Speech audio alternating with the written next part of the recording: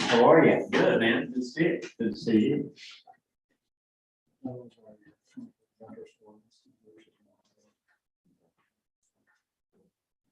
We can just do that. It's 6 o'clock. We'll go ahead and call the meeting to order. First item will be roll call.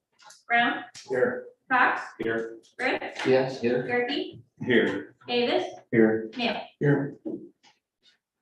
Next item will be a motion to approve the agenda, and we will move the MEM check presentation up right after public comments. Also move. Second. All in favor, say aye.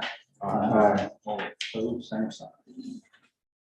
Has everyone had a chance to look over the previous meeting's minutes? Yes, I have, Mr. Chairman. With regard to unfinished business, the board master calendar, I just wanted to see if Mr. Neal wanted to make a correction with regard to the date of May 2nd. That's not a correct date. We want to reflect that. If you want to amend that, it's May 1st. And it was May, we did go back, and Katie's minutes are correct. He did say May 2nd.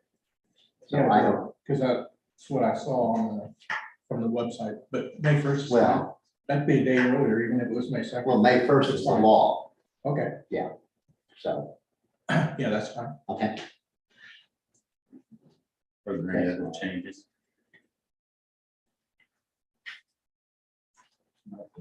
For the minutes will stay approved as presented with the change. Now, so visitors, we have Faith Dumas and Lloyd Pennington and Brandon. Is there any public comments? We have a check presentation. Check first, right? Exactly. Well, thanks Jamie for letting me come out. I'm Brendan Hurley. Missouri Mutual sends a dividend check when the district has performed well from a claims standpoint. And so the policy term that this check represents is from April 1st of 2020 to April 1st of 2021. So they always issue the check 9 months after. We just got it here in January. And it is for the amount of $20,120.80. So you had a great year. It was a 4% loss ratio for that policy term, which in this industry is fantastic. Just to show what you guys are doing day in, day out to keep it that low. There was only $5,559 of incurred claims. And so what happens is Missouri Employers Mutual will give 80% of the 20% dividend back to the district. So anyway, so here you go. Yeah. There you are, sir. I have a picture of you. Sure. One of those big checks, yeah. All right. 2,000. Sure. Hey, thank you. Well, thank you guys. Have we had one of those before? Yep. No, that's what God's ramification. We'll move on to the officer's report, chief's report. All right.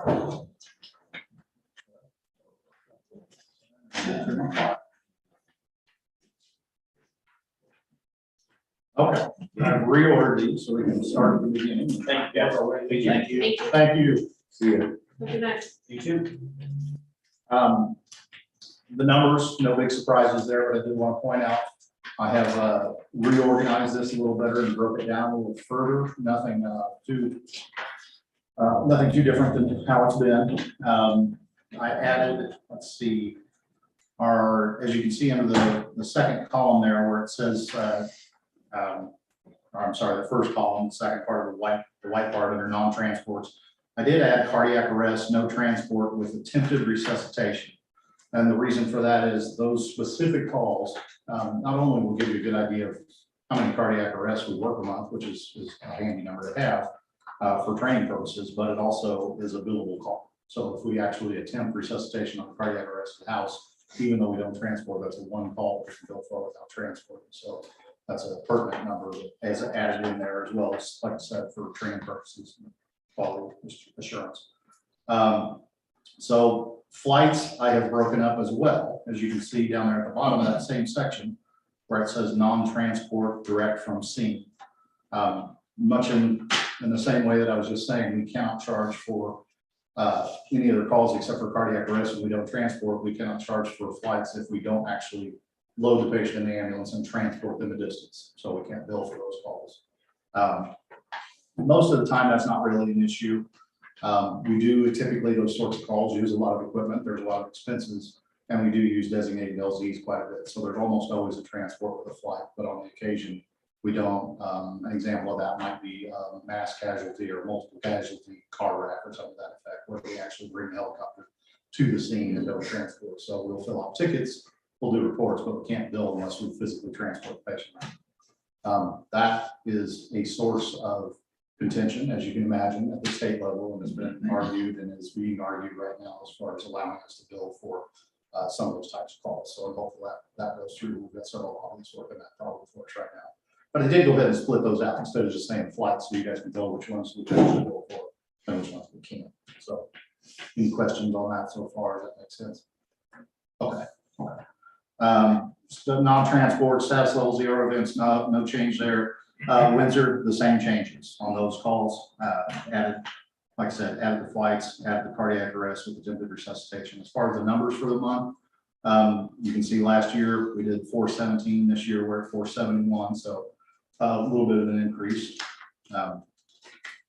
Last month, okay. Operational issues as far as COVID is concerned. Last month was kind of an anomaly, as everyone knows that Omicron was very prevalent in our community. There were a lot more patients who got it.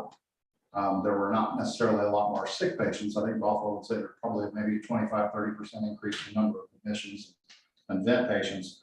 But nonetheless, that did increase. Throughout this whole pandemic, we've had kind of a steady number of contacts pre-hospital on the ambulance. We've had roughly 20 to 30 a month. In January, it was almost 100.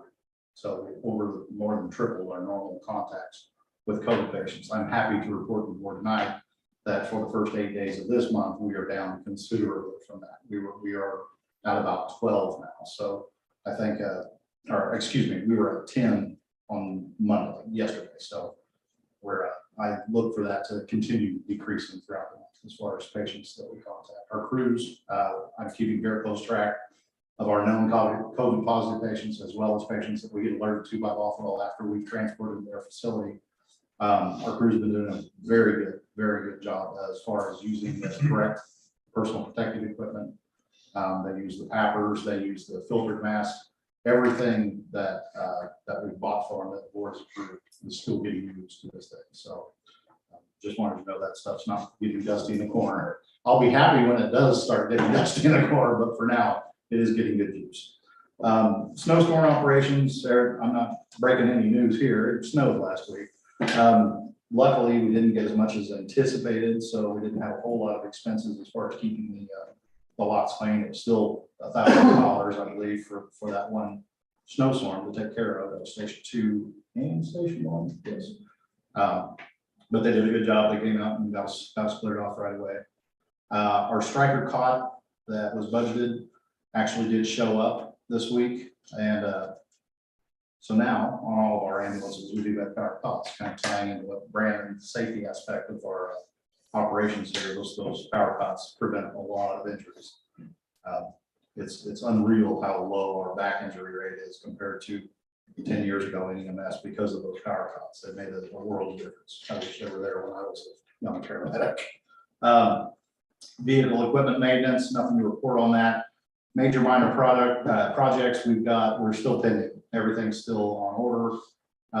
Everything's still just taking a long time. The overhead doors are ordered. It's likely going to be a springtime, possibly even mid to late springtime installation for those. The ramps do not have any TA on those. We've checked up to and including today, and we don't have any TA on that. Buffalo, I know there were some articles in the paper. They were going through their inspection for their level 3 trauma center. They did include us in the review of what they found in that inspection. It was really nice to do. They did a really good job. We got a few things to look at. And like Steve said earlier, I think it's 4 weeks from now. They'll get Yeah, it was everything. 6 weeks, but that was a couple weeks ago, so Okay. 4 to 6 weeks. Yeah, so I look to hopefully have some news on that here pretty soon. Let's see, nothing pending on accident work comps. We do not have, I'm also happy to say, no current COVID infections among staff. So that hasn't happened in a while. So I'm very happy about that.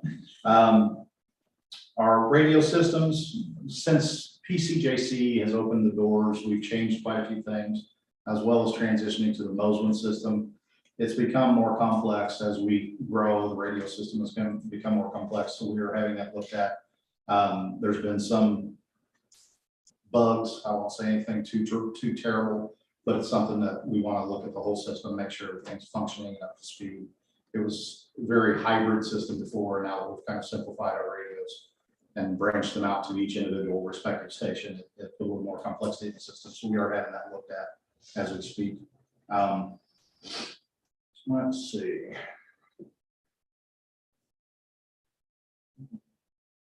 No issues with computer telephone systems. Intergovernmental, we have two of our people, two of our battalion chiefs actually right now, Flo Hammer and Eric Myers, are going to crisis intervention team training. I don't know if you've been downtown lately, you may have noticed a whole bunch of different cop cars coming through town, different sheriff's departments and so forth. They're doing it's a big training on mental health, dealing with those crises as they occur, providing and pointing those patients or contacts to appropriate resources. It basically just allows us to work a lot closer and a lot more fluidly with law enforcement, the emergency rooms, mental health facilities, providers, the whole thing. So our crews get a lot better understanding of what's going on with mental health patients, and it helps move those individuals through the system a lot quicker. Right now, it's a big problem with within emergency medical services, from EMS to the emergency room where those patients, it takes a very long time to get them from the onset of that crisis into an actual placement. So the CIT helps with that greatly. So it's a neat class. It's a full week. They're doing it over the course of a month and a half, but it's a full week worth of training. So that's why all the law enforcement vehicles are in town. Let's see. Of course, the Nixle is still on there for the task force info. That is still being done weekly. Hopefully at some point we can back that down from weekly to maybe bi-weekly, but for now we are still doing that on Mondays. As far as education goes, we're doing pediatric advanced life support still. We did some of those in January, and there's a few of them in February. Field training officers, that is a designation. There's at least one on each shift, where we're just kind of looking and making sure they go through the orientation process, all the in-services they're doing, just making sure everything's up to speed. A lot of things change, and we want to make sure that our new hires get the most up-to-date training and information when they come on board. So we're looking at all that. As far as employment, we have added some EMTs, not added, but replaced some EMTs.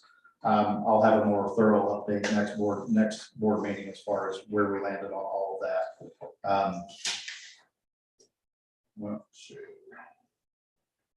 FMLA, I do have one pending FMLA usage, and that is going to be for a baby.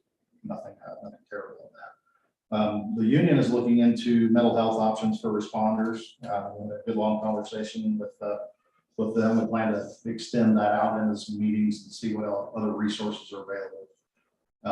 And I'll talk a little bit more about that in our strategic planning update. But no other issues with the union. No other resignations, terminations, or other changes right now. Nothing on deck, so everything's running good. If you don't have any questions, that's all I got. Are there any questions for Eric? Now we'll move on to CFO report. Our question here will longer than theirs, I think, this afternoon. And I know you guys' reports are kind of funky, they don't have page numbers. Mine's on page 5. Budget performance summary.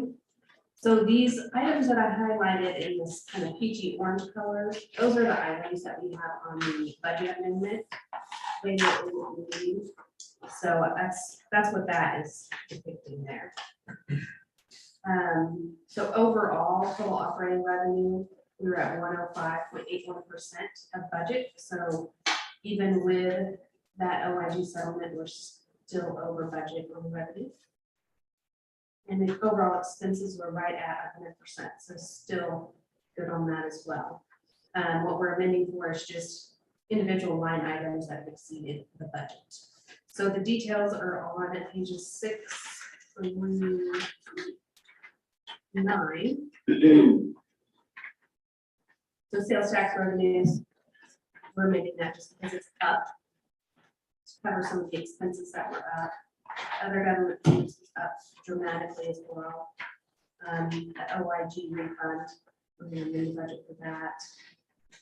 Ambulance and vehicle fuel, that's just increased call volume and increased fuel prices on that.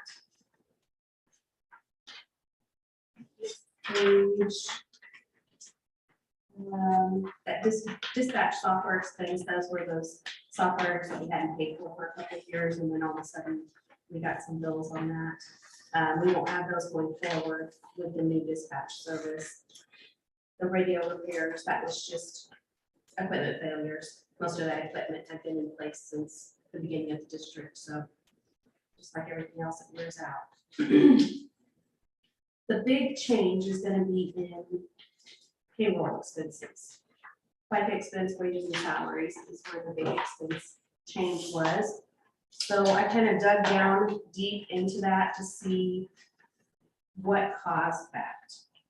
So overall, our hours were up over 2020, about 8,500 hours. So that's in EMS hours, that's about 3 people.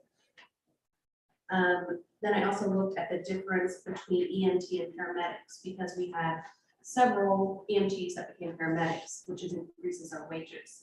So for 2021, we were up about 9,400 hours for paramedics, and we were down about 3,000 hours for EMTs. So you can see kind of that switch. And when you do the math on that and the difference in the pay, it's about 167,000 of our variance. So you can see how that increased that. The other big thing was time off. Our time off 2021 over 2020 was up 2,574 hours. So again, that's another whole person there. And some of those hours are making up for those people when they're off. In 2020, we might not have filled those positions when they were off for whatever reason, because our call volume was down. 2021, we were filling them. And then also they took vacation more in 2021. In 2020, some people took vacation, but most of us know there wasn't any place to go in 2020. So most people just sold their vacation hours in 2020. So that makes a big difference too. Any questions on any of that? Overall. How much of those 2,500 hours is COVID related to check fill shifts? So that was, let's see. Well, the change, so total for 2021, we were at 1317. We're about 1,800 hours. And that is just operational staff hours. That's not any administrative staff. So yeah, just COVID alone was about 400 hours over 20. So, and the rest of that was vacation for the most part. Any questions on that? What else? Auto, that was just the addition of those 2 new ambulances and the increased replacement values associated with that. And then the fines and penalties from that election. Any questions on the budget performance? The next couple pages there are the actual budget amendments, the calculations of what we're proposing to amend and what the final budget of 2021 will be with those amendments. So we'll come back to those. Flip over page 15. That is the capital expenses for last year. And you can see there's a couple items that didn't get completed or came in under budget. The only thing that didn't get completed was the bay window replacement, so that got rolled over. Everything else was completed under budget or right on budget, so. Any questions on any of that? Page 16 is the balance sheet previous year comparison. You can see their overall total current assets were up approximately 700,000 over last year. Most of that was a sale of 16th Street property, moved from the fixed assets up into our current assets. Any questions on any of that?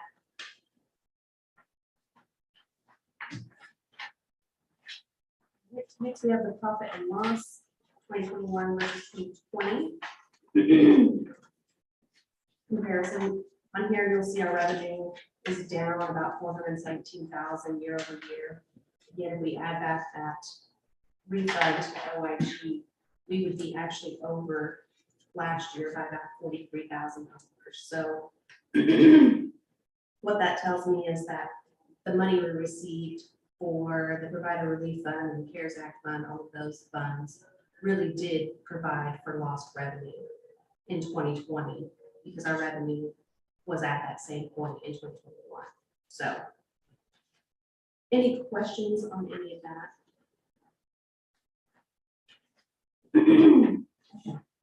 The last report here is the profit and loss by class. Pettis County and Windsor. And you recall we have added back some items down at the bottom here where we've allocated expenses for calls that would have been ran by Pettis County if we didn't have Windsor, but we had Windsor run some of our calls. Some of our transfers back to places outside of Sedalia get run by Windsor. So we adjust for the fair market value of the Windsor facilities. Windsor board provides us a station there. We lease it for $1 a year, so that's the fair market value of those facilities. Revenue from Pettis County calls ran from Windsor would have been about $198,000, and then the cost of those calls would have been about $527,000. When you add all that back, the allocation comes out to be Pettis County was $67,828 excess. And Windsor was $36,413 excess. Any questions on any of that? Page 21, I did the billing averages for 2021. Now you'll notice on here these amounts collected are not the total amounts collected. This is just what was collected on what we billed in 2021. So in 2021, we billed 7.4 million. Of that, our contractual write-offs are about 2.5 million. So our net amount billed was right at 4.9 million. And we collected 2.5 million on that 4.9 million. So our collection percentage was about 34%. And our net collection percentage was right at 51% for 2021.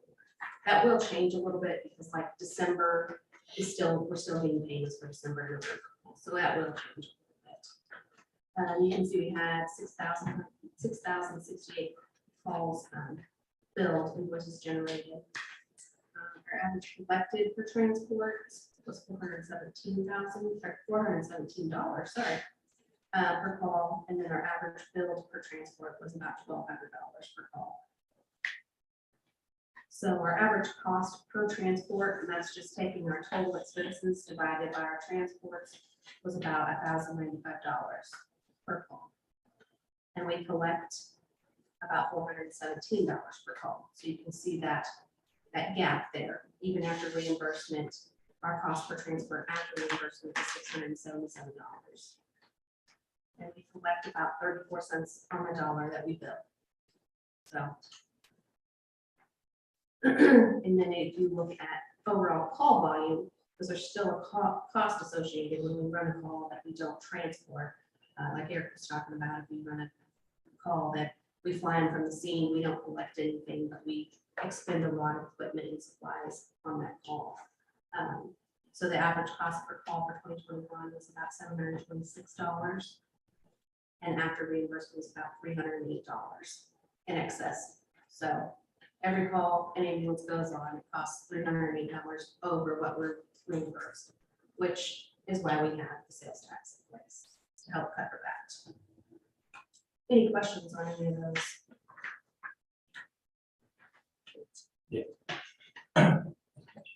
Go ahead, John. I can't see.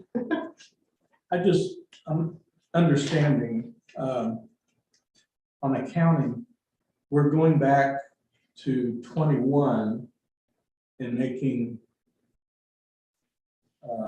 adjustments, no? So the, okay. So this was just showing us how we did compared to the budget. Yes, we will need to amend the budget because there were items that exceeded the budget. Okay, that's the part I'm not, So by law, if we exceed our budget amount, we have to amend the budget. okay. So that we end up with meeting our budget. Basically, Okay. I'm just, in my experience, when I had a budget, I went over, you know, well, next year you gotta do better or something. state statute says we have to amend the budget. Governmental accounting. There should probably be a different word than budget. But Yeah, That's That's, not a good. that's the statute. It says the budget. So Yeah, that's Because what it is. I thought it's something confusing here. Okay, so thank you. Yes, so we can't have a negative budget. And that's what that's about. We didn't go, we weren't negative, even if we didn't adjust the budget, we weren't negative. We blow up or something with us. No, you're just in violation of the statute, so, Okay, so it's a law. yes. Okay. Of which there's a deadline, you have to change it, right? And there's a time or something. That's just reporting. Thank you. After adjusting the budget, we're no longer over budget. Do you have a question? It escaped me. Do you have any current figures, Jamie, of our total outstanding accounts receivable? I don't have those. I don't have those with me now. The amount on that last billing report, that was about 2 million, and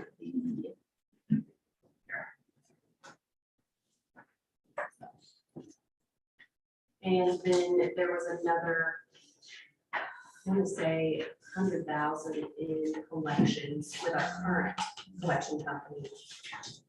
But I don't get any reports from our prior collection. Of their inventory. There from our prior company. So, I can get those.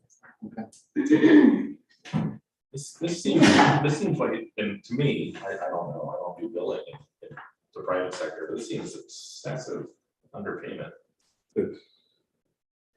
That's how medical is. Okay, Yeah. We don't get to set what we get paid, you know, so we, It's a fee schedule from all insurance carriers, your Medicare, Medicaid. I'm sorry, Jim.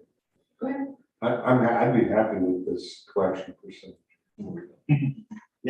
well, I mean, At 34%. yeah, it's. I mean, this whole conversation was the reason that we were set forth and became actually one of the last of 115 counties in the state of Missouri to take on the sales tax to supplement the desired revenue of the ambulance service that the people of Pettis County asked for. So, you know, it's tough business, very tough business. You don't get many cents back on your dollar. Yeah, and so a lot of, we went over that last meeting, the percentage that we collect from CMS, it's 72% and we get what we get there. We don't get to say. We have to take what they say they're gonna pay us. That's about what the hospital is, isn't it? So you might be a little better. Oh, from as far as reimbursement goes, no, we don't, what I'll say it's 24%. Well, payer mix is what I was talking about, Oh, yeah. 72% Payer of mix, our but payer yeah. mix. But yeah, we'll get about a quarter of the dollar. from Medicare. And so for this year, we are required to do cost reporting to CMS for Medicare, which we've never done before as an industry, to show CMS that they are grossly under reimbursing ambulance service for the services. So there'll be a lot, you'll hear me say that a lot about cost reporting. So there'll be lots of things we have to report on that really aren't the costs, they're the time and lots of data. And that would be a lot like the amount of time and energy you spend on the GMT. It's just on Medicare. Yeah, it'll be much more Yeah. effort on that piece. All right, so page 22 is the bank balances, February 3rd versus January 20th. I wanted to talk about these accounts a little bit. So we've got our FSA, HSA, HRA account that we use for all of the funds for those accounts going in and out. Central Bank of Sedalia, that's our general fund. That's where you see all our bills are paid from, payroll, all of those things. That's where all our reimbursements are deposited. That one has activity. If you look at those next three accounts, ambulance vehicle replacement, building fund, equipment replacement fund, the only activity you're seeing in those is interest. I wanted to talk to you guys about either we use those accounts to try to save some money and show where we're using our money, that we have our reserves, that we're setting aside this money for these items, the ambulance replacements, the building fund, and the equipment replacement fund. Or we get rid of the accounts because they're not doing anything for us right now.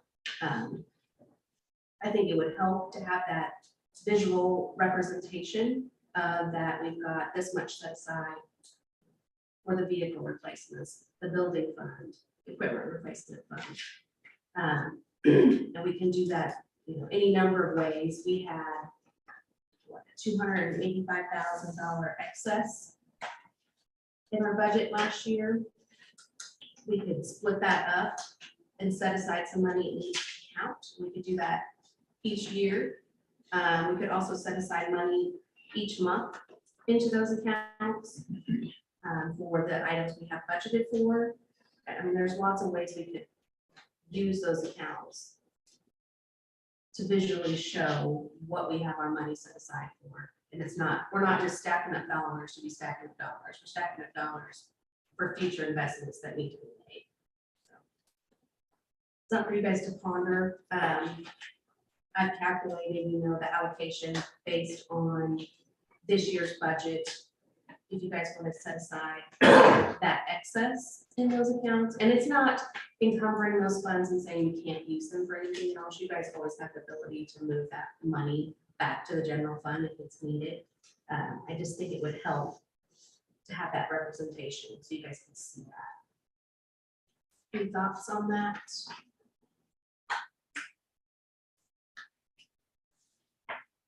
So your plan would be to replenish that like this time of the year. So when we go through and we buy our 2 ambulances that we have, what we have coming to, you buy those 2 and then they'll get down to 0 by 12/31. Well, And then, I wouldn't take it to 0. well, yeah, but I mean, and then you'd reallocate those funds from the general fund again at this time and just put it. Yeah, we could do that, we could just move that, just to show that that's where that money is set to go. We've done that in the past. Right, and the time we did that is when we approved the order on the ambulance. And that, we forecast it to be in the next budget year. That's kind of where, we wanted to get it flopped in there. So, for instance, we had 2 of them ordered. The board's approved 2 new ambulances. Doubtful we'll get both of them this fiscal year. We could end up with one possibly. So,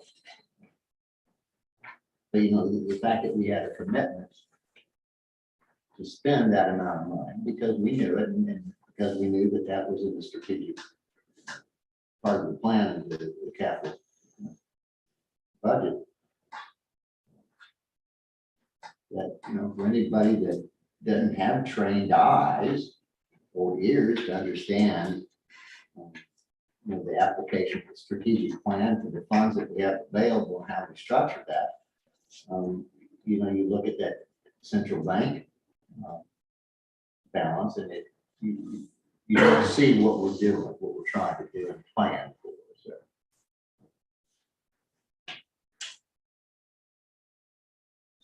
Next page is page 23, that is the tax reserve analysis. Our standard ebb and flow every month, we are down about 12 days in cash reserves. Any questions on that? So back to what you were talking about on the first page, Yes, sir. on the last page. Those encumbered funds is 699, 623, that's our capital budget. Right? So you would basically move from the general fund to these other funds, basically to total the 699. Yes, we can do that. Is that, I thought maybe that's what we were doing. Yeah, it's just, I just think we need to either use the accounts or get rid of the accounts. Because it looks like we're not saving any money for those items, but we really are planning to spend money for those items. So, I mean, there's various ways we can do it. We can put money in each month or for the year coming. I mean, we've got planned out what we think we're gonna need for the next 15 years, each year. We could use our budget excess at the end of the year and use that to put in those accounts, or we could set aside each year exactly what we've got budgeted in those accounts.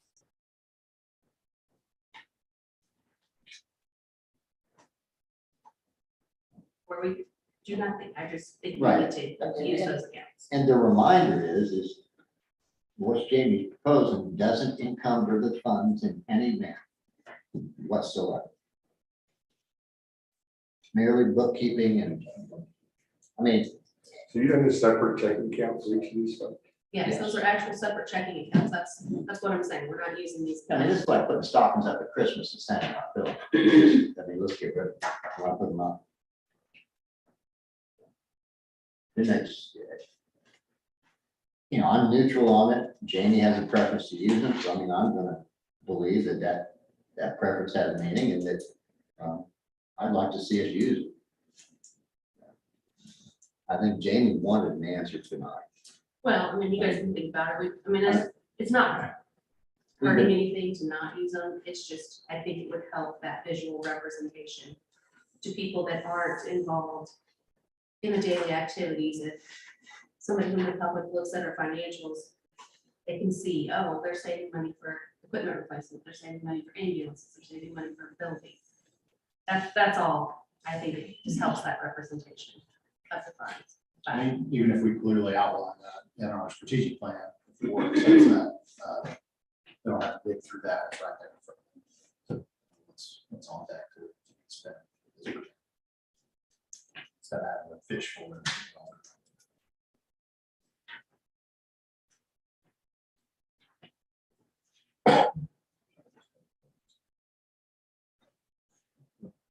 Any more discussion on that? Page 24, page 25 is the check register. Do you have any questions on any of those transactions?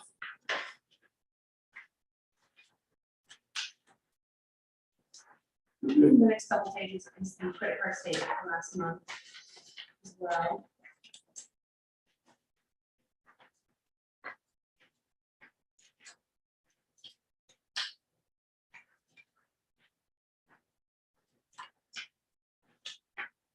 And then page 29 through 32 is the current bills that are due. Page 29 has the summary and the details. On the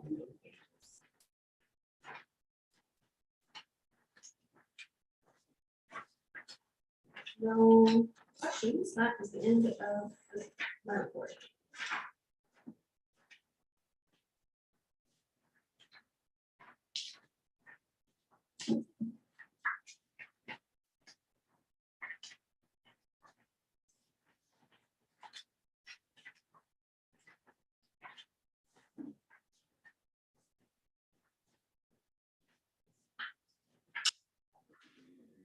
Questions for Jamie? Seemed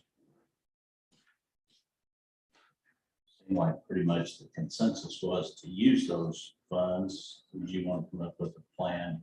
What works best for those funds for the next meeting? And then So what would you guys like to, I guess, represent in those funds?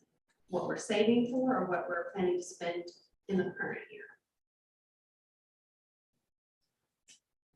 These are checking accounts, They are checking, and you'd be taking that money out of another checking account? correct?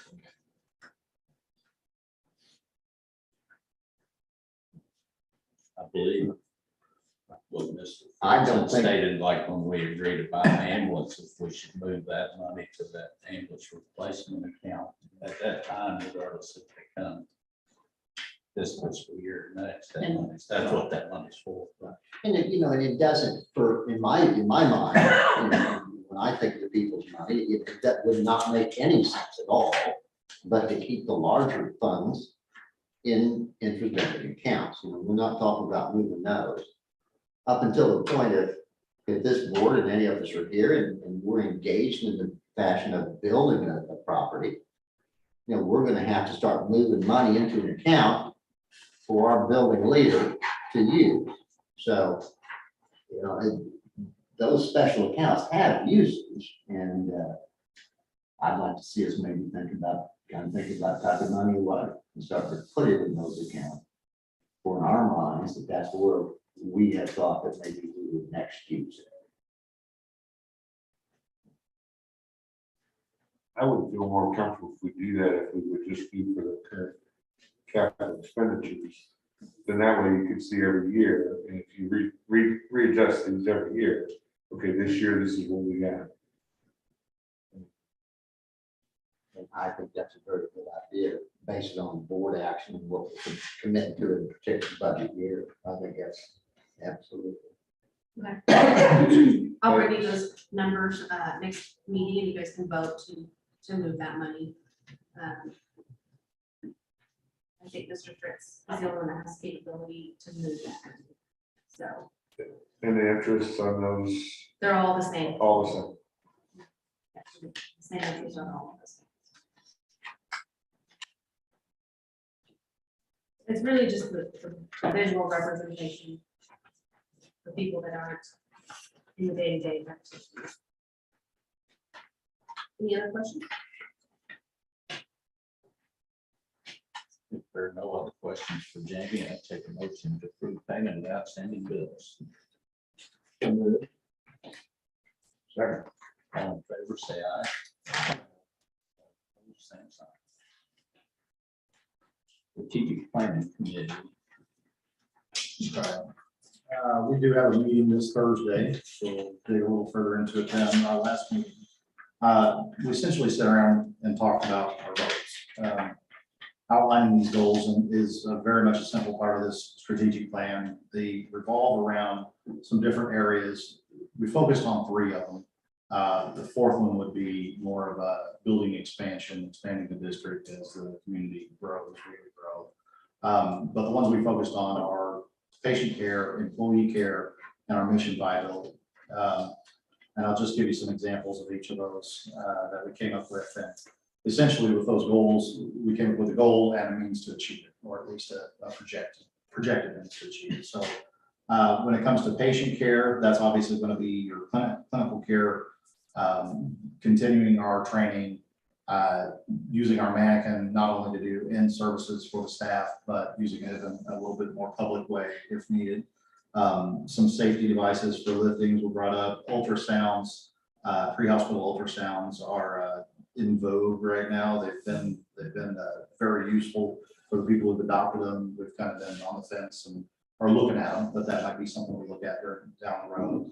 As far as employee care, I have had some discussions with the union as far as the employee assistance programs, and Mr. Davis sent me Bothwell's information today, so that was very helpful. Thank you. Stress management, specifically one of the areas we talked about was career ladders for people to where they don't just come in as an EMT or paramedic. They're actually, if their minds are to move forward, move up the ladder in EMS, how do they do that? So developing a more well-defined career ladder for them. The mission viability, the things we talked about in that, and this is a whole subject into itself, is in-house billing, the adoption of an in-house billing program for us. And I won't even get into the details of that, because like I said, it's its own piece. We talked about public information, education, and relations as it applies to our district. Some examples of that we've done in the past that I hope we could do in the future. I'm really hoping we could actually maybe start again this year with COVID improving. EMS fair, that went really well last time we did that. It started out as EMS and kind of grew into a really nice community event that we held at the fairgrounds. We included fire, law enforcement, lots of our city and county folks were all out there. It was a good day. So events such as that, using social media, we really want to engage the schools a little more than we have. That's something that, again, COVID kind of has really slammed the brakes on.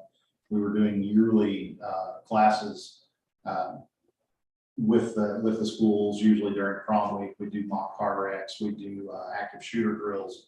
We were really involved with them. COVID, unfortunately, has kind of put the kibosh on that. So we'll definitely get back into that, as well as hopefully doing some outreach education with our young students, and maybe even the State Fair Community College and engage them with some how they might be able to partner in the future with any classes we might do. We did also talk about one of the components of the strategic plan is, like I said, we need to talk about when do we pull the trigger on adding a unit. If needed, if Sedalia never gets any bigger and we don't run any calls, then that will happen. But we need some sort of number, and we basically are looking at quantifying the number of calls it would take to justify putting on an extra crew. I think that's important information to have, even if we're not all here in 20 years or however long that takes.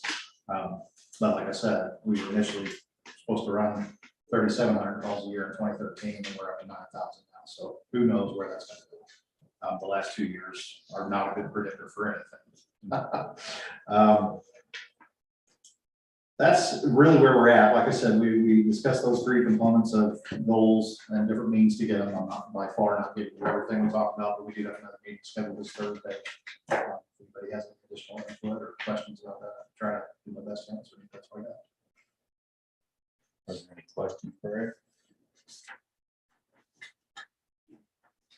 If not, we'll move on to unfinished business. Resolution 2022-01, amend the 2021 operating budget.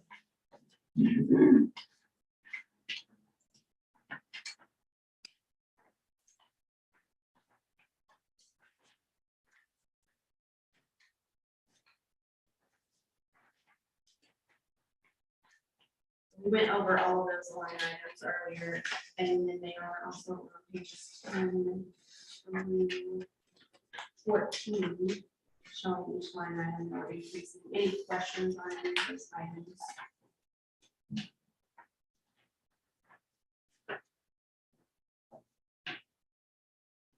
If there are no questions, I take a motion to approve that resolution. Second. Is there any further discussion? If not, all in favor, say aye. Aye. All opposed, same sign. Third Ethics Commission reporting. Fritz had researched that a little bit to clarify. Yeah. I just want to just briefly bring some clarity to statuses and dates with regard to reporting to the Missouri Ethics Commission and or us as a political subdivision with regard to your personal financial disclosure. As you see, there's 4 types of statuses. There's an annual filer, a newly appointed individual such as myself. I was appointed to the board at one time. and or newly employed individuals. I don't know if you all are aware, but besides us elected officials, Mr. Dirk also is required by law, Missouri law, to disclose personal fire to be an annual filer if he becomes. So, and then there's also the two types of candidates, an incumbent candidate and then a new candidate. The time periods are a little different. For instance, this year, with regard to myself and Mr. Gerke, since we're up for election, we fall up under the incumbent candidate, and we're required to do our reporting on our personal financial disclosure for last year. We're required to file that just the 2 weeks after, 14 days after the close of the election cycle. So mine's been done, Mr. Gerke's has been done. You all have, the remaining 4 members have until May 1st because you're just annual filers. So it changes for us, and when we report, I'm pleased to say that I believe that we all are in compliance. If you have any questions with regard to who you are, if you need to report and when you report, the numbers are up there. So we have, like I say, the other 4 members, you have until May 1st. So when next year comes along, and I and Nick, if we're successfully reelected, when we have to look back and disclose for 2022, we'll be on a little different cycle, and the MEC will bring up the dates for us to bring it together because we're on a little taller cycle. It's Mr. Dirk's responsibility for the district to report to the MEC who new candidates are and who's going to be running for re-election. So he reports everything to the MEC, and rest assured that the MEC found any of us to be in violation of this very important item, they would contact us. So, but if that provides any clarity, I appreciate the time. So, but you know, yeah. I would add that when May 1st falls on a Sunday, that May 2nd is the Yeah. date, Right. which is what this year is. And that's why when I saw it on the website, and I said that last meeting, that's why. Right. But normally, most of the time, it's going to be on May 1st. Nice. Is that little chart available on NBC? Yes, sure. Are there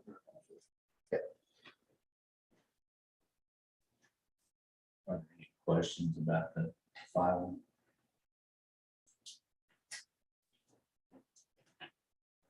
If not, I'll take a motion to go into closed session pursuant to RSMo 610.021, section 1. So move. Second. All in favor? And that will be roll call. Brown, Yeah. Cox. Yep. Briggs, Yes, here. Gerke, Yes. Davis, Yes. Nail.